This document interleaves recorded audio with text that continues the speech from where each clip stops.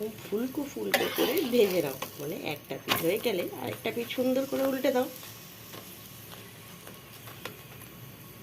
একটা যা সুন্দর গন্ধ বেরোচ্ছে না, কি বলবো, যে মোচার তো একটা আলাদাই ফ্লেভার আছে। সে এরকম চেপে চেপে ভেজে নাও যাতে কোনো পাশে কাঁচা না থাকে, বেশ লালচে লালচে করে। লালচে লালচে করে প্রত্যেকটা পরোটা হালকা তেলে ভেজে নেওয়া। পরোটার কিন্তু এটাই মজা, বেশি তেল লাগে না। পরোটাগুলো এক জায়গায় রাখি, রেডি গরমা গরম পরোটা লাঞ্চের জন্য। তার সাথে কি আছে, এই যে ধনে পাতার চাটনি। ধনে পাতা চাটনির সাথে মোচার এই পরোটাটা আশা করি দারুণ লাগবে, কারণ এটা আমি আজকে ফার্স্ট ট্রাই করছি। তো চলো লাঞ্চ বক্স রেডি করি, আমাদের যে আবার অফিস যেতে হবে।